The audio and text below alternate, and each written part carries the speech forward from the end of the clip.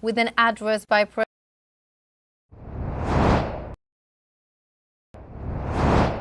And in Venezuela, the Voices of the New World Forum closed in Caracas with an address by President of the National Assembly, Jorge Rodriguez. At the closing ceremony held in the José Félix Rivas Room of the Teresa Carreño Theater, Rodriguez stressed the importance of the unity of the Global South countries to overcome the hegemonic communication engine. The Venezuelan Authority also alerted of ongoing schemes from imperialist forces through social networks aimed at promoting fake news and undermining revolutionary processes. Delegates and communicators from over 30 countries participated in the forum, where the key role of journalists in combating the hegemonic narratives of Western media was among the main topics of debate.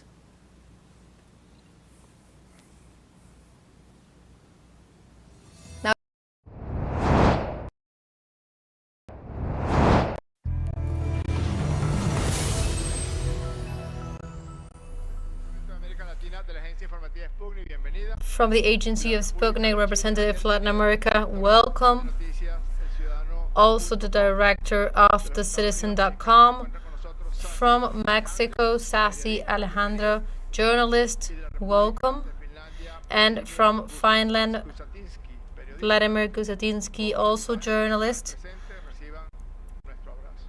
Please be welcome and received our greetings. The phrase has been repeated so many times that we really do not know who said it because we've lost the origin. Some said it was Esquilo. Chronologically is the oldest possible author of the phrase, but others say that a senator from the US, Johnson, from the beginning of the century, 20th century, also say some say it's from Churchill, and the phrase is known by all of us. In a war, the first victim is the truth. We all know that phrase, but no one could, in the worst of our nightmares, in the worst of our possible conspiracies against humanity, in the era of the 20th century, no one could think that truth would not need of specific and established wars in a regular and established manner that have been going on since the beginning of time. No one could imagine that the victim of society, of imperialism, of social networks, would be the truth. Because let's not call it a deceit. If we go over the mythology regarding the upcoming of social networks, we always go back to these histories and stories of a young man at his garage inventing, making up new softwares, or another one who invented social networks. But it was an operation, a psychological operation. It was a domination operation. Beyond the established domination in the economic relations that Karl Marx described so well, beyond that, it's based in the characteristics and the conditions of the profound psychology of the human being. If you ask a teenager, what does he fear the most? The teenager will say, or in his or her way, to being alone. The human being do not like being alone. The human being does not want to be a lone wolf. And if you go over the moment in which the language came and appeared in human life, it came up to join and to communicate, but it also came up in a truly new way in a new animal in the Earth and planet Earth.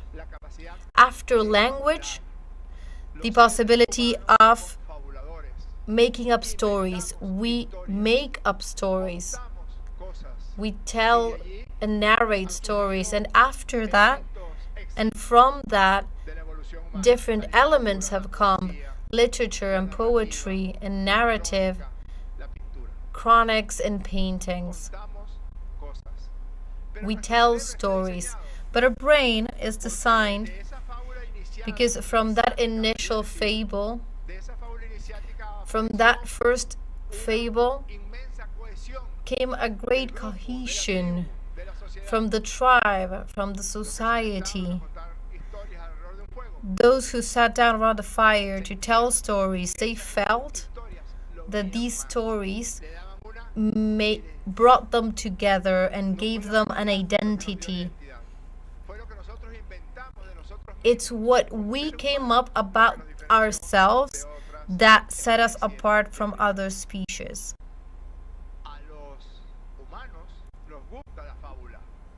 Us human beings, we like fables, we like stories.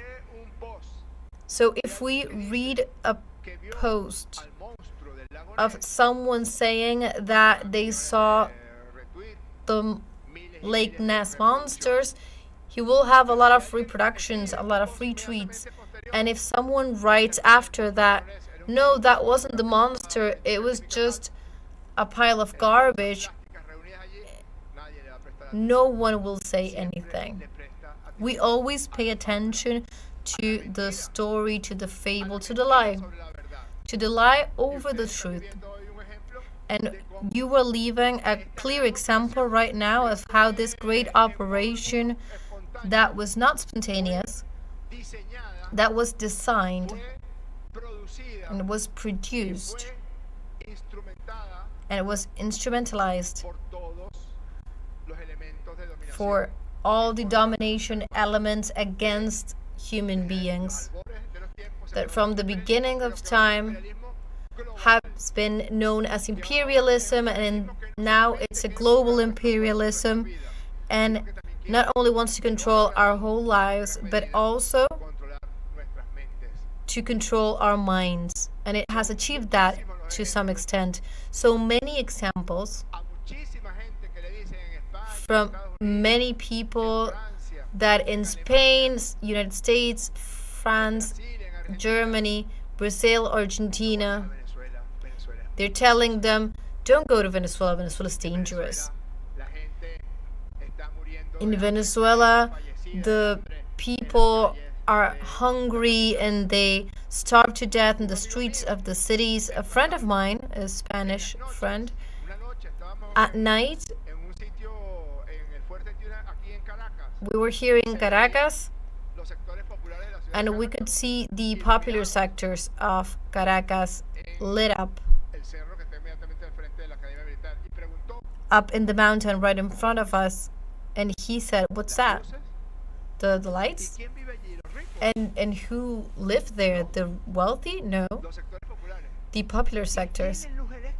And they have energy. Yes. But if you go to other cities in the same continent, at night, you know where the poor live, where the popular sectors live, because you see the dark spots, because they do not have electrical power. That has an advantage, because when people come here and see the truth, they cannot believe it. And they're impressed. And maybe they also say that reality is much more beautiful than what he or she could have imagined, because of the piles of lies that they have said on Venezuela. And sometimes you tend to think, is it true that they could assassinate the truth? Isn't it true that the great conglomerate that is made up of humanity has already been discarded because truth is inaccessible? even one of the worst crimes, I dare to say right now, the worst crime from the 21st century against humanity is the extermination and genocide in Gaza. Go and search it. Look for the way in which the media imperialism, that conglomerate, is talking about the genocide and the extermination campaign in Gaza. They say the war, that's how they call it, to assassinate dozens of thousands of children, they call it war. To killing journalists, they call it war. Killing representatives of the Red Cross, killing children when they were desperately looking for food.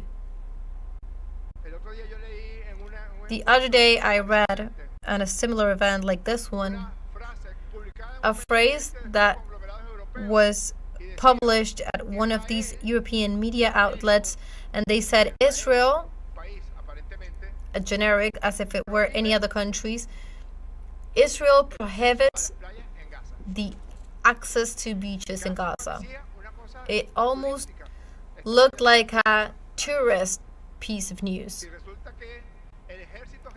And actually, the genocidal army of Netanyahu was prohibiting Gazans from accessing the sea so that they could not fish, so that they could not access food and could not be able to reach the sea in that crippling heat to what they are exposed. So it's a war apparently from Israel, a country, against Hamas.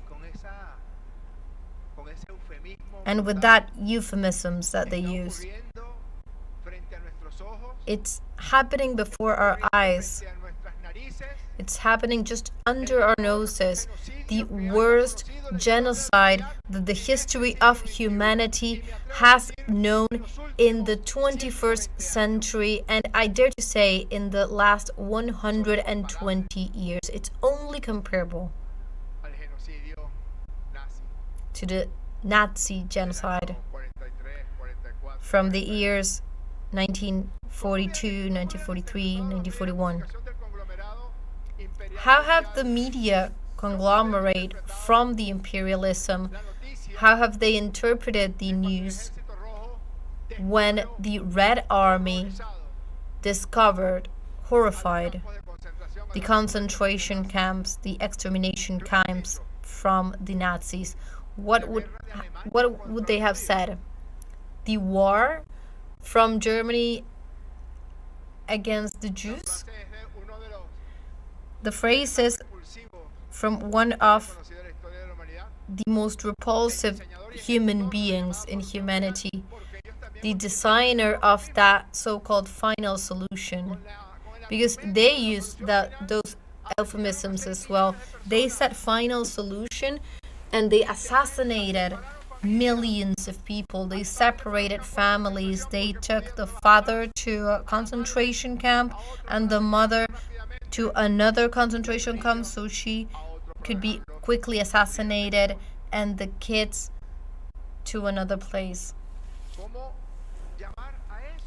How would you call that? At the beginning of the so-called final solution, that was none other than an atrocious genocide against the Jewish people. And even in that moment, you have manipulation, because communists were also killed in those concentration camps. People belonging to the gay community was also killed in those concentration camps. But in a sort of macro manipulation, we only say that they assassinated the Jewish people and no one else, because communists are not good to highlight for those conglomerates. And it's clear what happened, and that was the drunk Churchill and the US as well. And well, for some, the French as well, the ones who most quickly fell against the Nazis. It would make things easier if every Jew, as defined by the Nuremberg laws, this was said by Reinhard Heinrich, of course, laws that were developed by Adolf Hitler. If every Jew, defined Jew, would carry along with himself a kind of sign, that sign that all the representatives of the Jewish people had to carry in the territory. How is that different? That persecution from the 1940s in Germany, from the persecution of migrants, Latin American migrants, at the United States of America, that is at this moment being hunted by real troops that are highly armed. How is that different, and why is nobody denouncing this? Why are these denunciations being quickly covered and moved past with lies?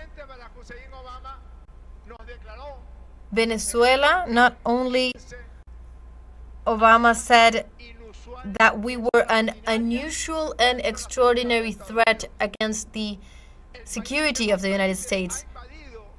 The country that has invaded the most countries in its history and the history of humanity, the country that has the largest arsenal, most devastating arsenal that humanity has known, the country that owes its own development to its own military complex. That country says that Venezuela is an unusual threat for them. Do you know how many times have people come out from the territory of Venezuela in its own history? How many times have troops come out the frontiers of Venezuela towards other countries? Just one time. One only time, when the Liberator Army, commanded by Simón Bolívar, went out of the Venezuelan border to liberate Colombia, Ecuador, Peru, Bolivia, and Panama.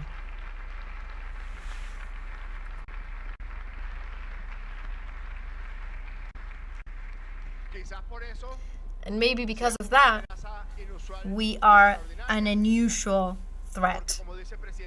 Because as the President Maduro says, we are rebellious. Yes, we do not like to kneel in front of someone else.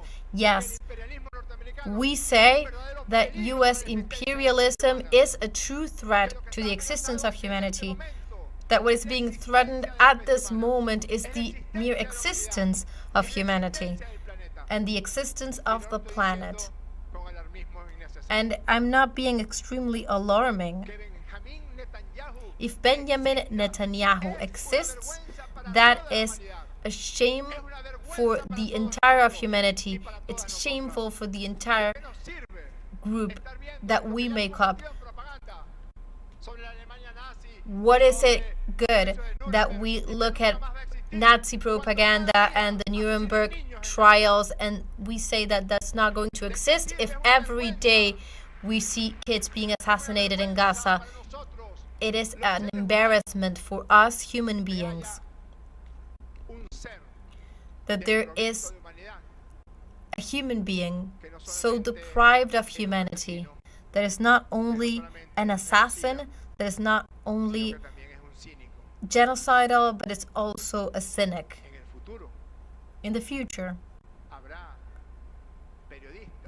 there will be journalists and investigators that, without a doubt, will compare Netanyahu to other terrible human beings from history, including Adolf Hitler. They will say how could Benjamin Netanyahu, killing thousands and millions of kids, saying that he also paid the consequences of war because his son could not be married at a certain point? Because that is another element. A Jewish psychiatric said this at one of his books, Searching Destiny. The objective of fascism, the objective of Nazism, the objective of those assassins from the government of Benjamin Netanyahu is to tear apart humanity condition, is to tear apart the same existence of humanity so that then you can control them. So that is why they take away their food and bomb and assassinate those kids so that their humanity is destroyed. That's our purpose, our capacity to love. And Viktor Frankl, the psychiatrist, ends by saying that the only thing that can save the human being from extreme situations, the men and women from this terrible horror, to the humanity of so much horror.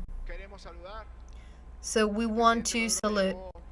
President Maduro called me just a couple of hours ago and he told me, please send everyone my regards. I'm in the middle of a very complicated agenda. Of course, as a person like that is always subjected to, yesterday from very early in the morning and today as well, President is next to its people, building their new prosperity, that they try to take us away with sanctions, but that we conquered over those sanctions and we won over those conditions.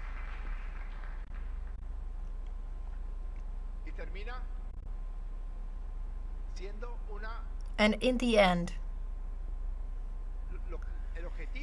the objective that these beasts, these blood-seeking beasts, are looking for,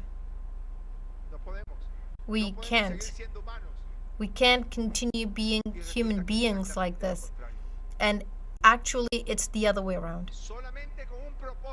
Only with a true purpose, and only maintaining and preserving our capacity to love, are we going to save the human species? Are we going to save ourselves from the most extreme situations?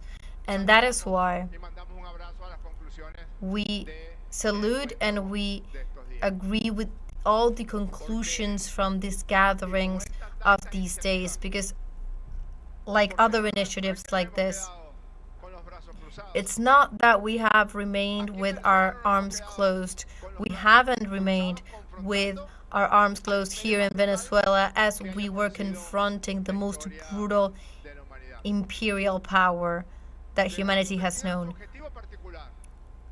That has made us its main objective, that has directly attacked with hate and with envy the welfare state that Commander Hugo Chavez and President Nicolás Maduro were building and sustained and took care with their own hands.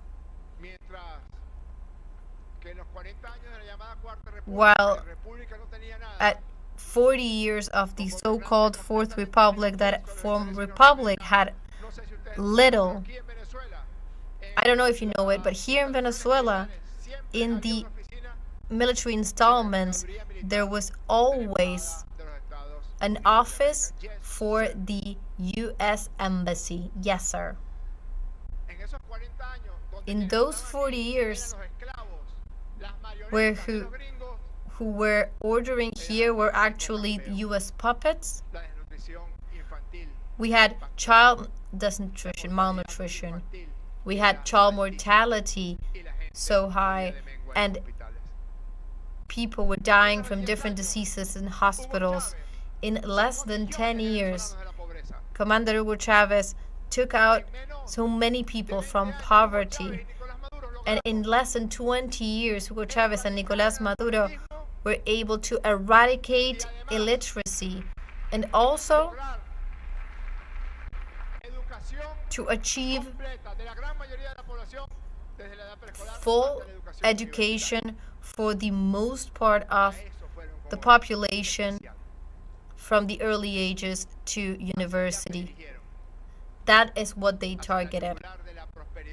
They targeted that moment of prosperity of a whole people.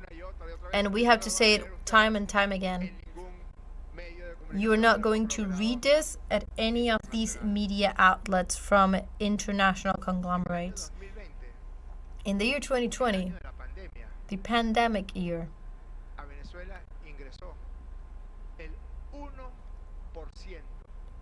only the 1% of the income that had entered Venezuela 3 years before entered in that year. Imagine at that moment if you're the father of a family and you have a good income, $2,000 US, $3,000 US a month, and from one day to the next, your salary is reduced to the 1%. That is what happened here in Venezuela. Venezuela was importing 70% of the food that we ate. They did not allow us. Macri in Argentina, who before to the government of Cristina Kirchner and Nestor Chavez had bought the technology from Argentina instead of buying it from Europe, and Macri denied Venezuela the possibility of buying everything that we need to keep them going. And you know who repaired those technologies? Venezuelan scientists.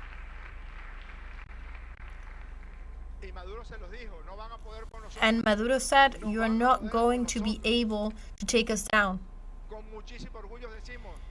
We say it with pride. Through our veins runs the blood of those who liberated this continent.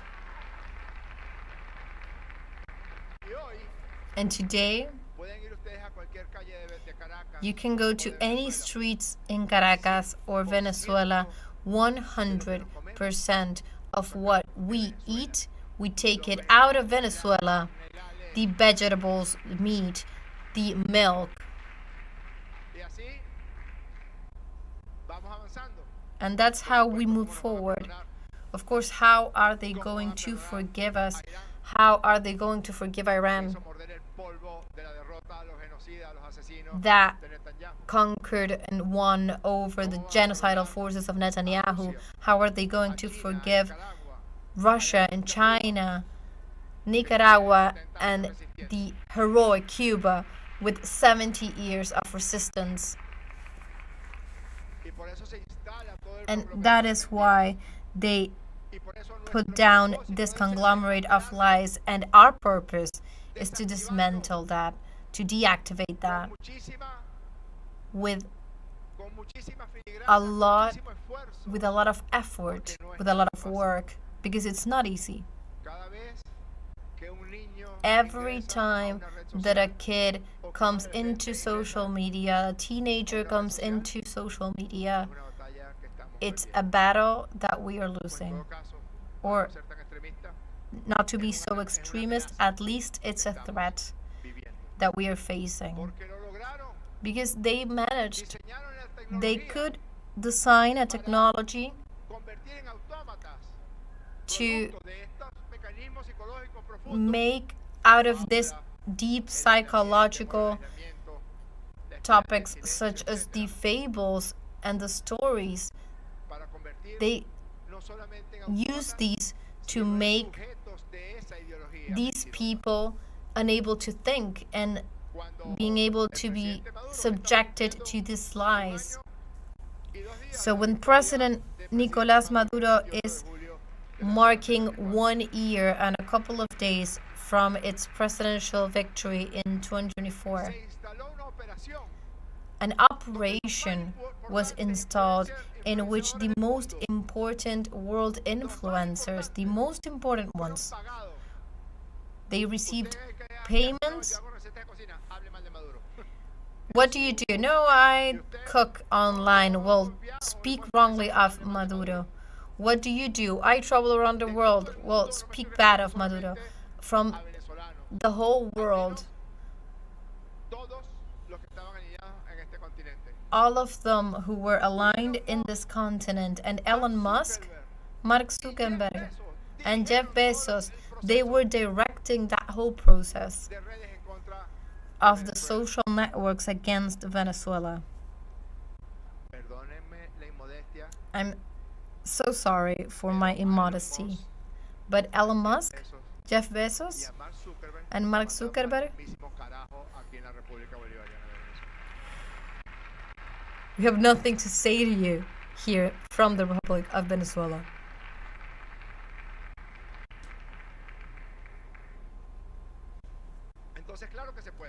So, of course, it's possible and we can do it.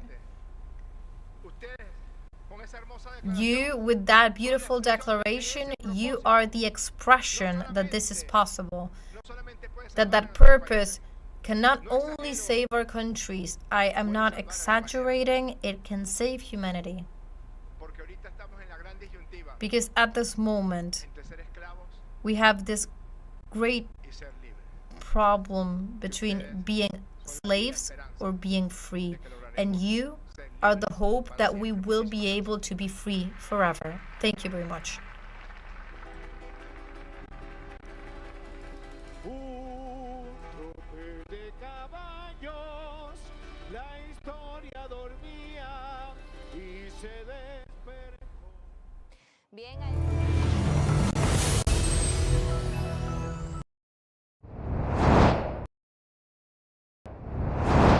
The United States Treasury Department imposed a new package of sanctions against Iran on Wednesday, affecting dozens of individual companies and vessels linked to an international shipping network. Treasury Secretary Scott Bessent reported that the package consists of more than 115 sanctions imposed today, the most broad since the Trump administration launched its maximum pressure campaign on Iran. In addition, the Assistant U.S. Treasury Secretary Michael Faulkner stated that the objective of this measure is to limit Tehran's main source of revenue, pressure the government to end its nuclear program, and reduce its ballistic missile program. And in a statement, Iranian Foreign Ministry spokesman Esmail Baghaei issued a strong rebuke following the new United States sanctions against Iran. According to the official, the true aim behind the sanctions is to cripple Iran's development. Baghaei also called to the move a clear reflection of the hostility of the United States policymakers towards the Iranian people. The spokesman also pointed to the United States throwing unprecedented support behind the Israeli regime's provoked war on the Islamic Republic last month. Baghaei finally underlined the nation's unshakable resolve to pursue its lofty goals to protect national sovereignty despite Washington's provocations.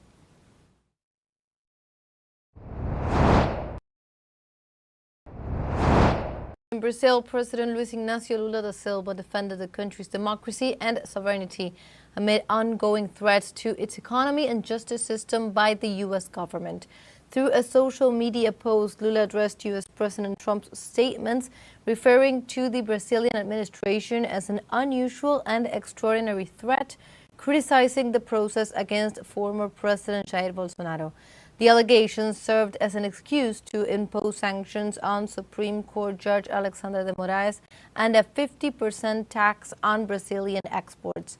In this regard, Lula reiterated the respect for the independence of the judiciary and denied Moraes is being a target of sanctions motivated by the actions of Brazilian politicians who betray the country and its people in defense of their own interests. I'm leaving here in a hurry because I'm heading to a meeting to defend another kind of sovereignty, the sovereignty of the Brazilian people in response to the measures announced by the President of the United States. So today for me is a sacred day of sovereignty. É o dia sagrado da soberania.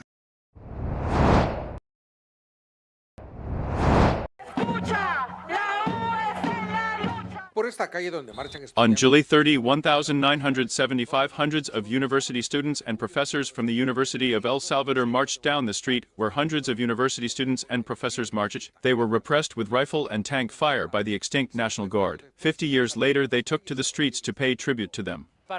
For us students, it is a very noble feeling to go out to march and to commemorate those who were massacred and the martyrs of July 30th, 1975 inches. For me, as the daughter of a survivor who had to throw herself from this place, from this overpass to save her life, for me it is an honor to be here again raising our voice, just as they did 50 years ago in defense of the University of El Salvador, in defense of the right to higher education, in defense of the right to health, in defense of the communities. The university community, as every year, once again demanded justice. Since 50 years after the bloody repression, the murderers remain unpunished. Half a century has passed without the Salvadoran state being able to find the truth and find justice. For a mother, a father, a son, a daughter, a brother, a sister who just wants to know the truth. In front of the memorial to the victims, the students burned a figure representing the tyranny of the United States. According to declassified documents, the military counted on the criminal complicity of United States advisors. And the unfortunate thing about all this is that when we learn about the Central Intelligence Agency declassified documents, we learn that everything that happened at least with the permission of the United States government. That's unfortunate, because they saw science, education and human rights, education and also university autonomy, as the enemy to be defeated. Simultaneously, social organizations also marched to condemn the repression of the military governments and to denounce the current repression. We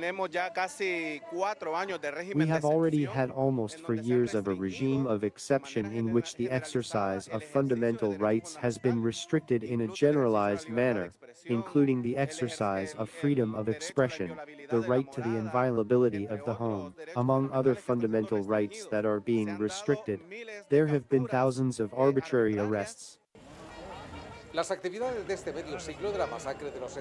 The activities of this half-century of the university students' massacre were held under the slogan "Memory unites us and justice commits us" and symbolizes a cry for justice and truth. Roberto Hugo Presa, teleSUR, El Salvador.